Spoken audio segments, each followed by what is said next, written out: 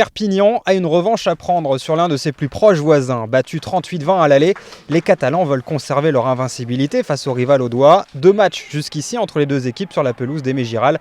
2 victoires larges de Perpignan avec 40 points inscrits à chaque fois. Mais cette saison, Carcassonne évolue un cran au-dessus de son adversaire, en tout cas au niveau comptable.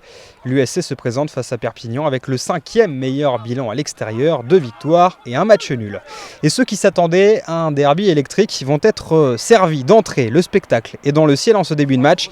La foudre s'abat sur Perpignan, image surréaliste. Aimé Giral plongé dans le noir. Match interrompu, branle-bas de combat dans le stade pour relancer les projecteurs. Une coupure de 15 minutes au total. Le jeu peut reprendre avec cette fois un éclair pour les joueurs de Patrick Arletaz. Après une pénalité inscrite de chaque côté, Perpignan va trouver pour la première fois la faille à la demi-heure de jeu. Après une touche à 7 mètres de la ligne, Écochard renverse le jeu et saute la passe pour Piucala. 1-2 entre les deux joueurs. Le ballon file à toute vitesse jusqu'à l'aile. Ali Pateratini conclut le travail en bout de ligne. Premier match sous le maillot Sankeor et premier essai pour l'ailier fidjien.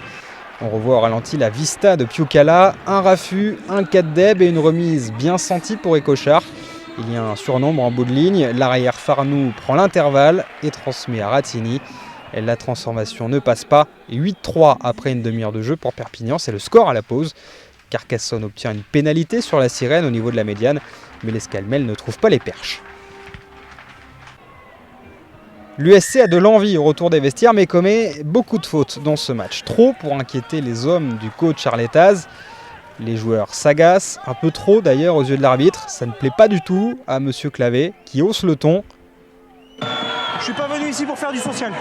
D'accord ? Qu'est-ce qui se passe ? Vos joueurs arrêtent pas de me parler, le prochain il sortira. Merci, j'avertis plus. Les Catalans en profitent, Bousquet enquille 2 pénalités et donne 11 points d'avance à son équipe. Trop de contestations côté audois, l'Escalmel paye les pots cassés, carton jaune pour l'ouvreur de l'USC. Mais c'est à 14 contre 15 et contre le cours du jeu que Carcassonne va enfin se libérer. Kevin Gimeno est à la conclusion d'un beau mouvement impulsé sur la médiane. Le collectif fait la différence. Monsieur Clavé consulte son assistant. Le ballon est bien aplati derrière la ligne et c'est accordé et c'est transformé. L'USC revient à 4 points et prend une option sur le bonus défensif. Ce match est complètement relancé. Perpignan recule, mais laisse passer l'orage et reprend 3 points d'avance à un quart d'heure de la fin. Un audois rentre sur le côté du maul. La pénalité passe entre les poteaux. Le rythme retombe d'un cran dans ce match et le stade refait le coup de la panne. Le match se termine dans la pénombre, mais ça n'empêche pas Carcassonne de tenter le tout pour le tout et ça paye.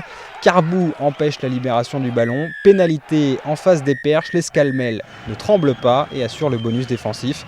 Victoire de Perpignan dans la douleur. Carcassonne décroche pour la première fois de son histoire 1 point sur la pelouse d'Aimé Giral.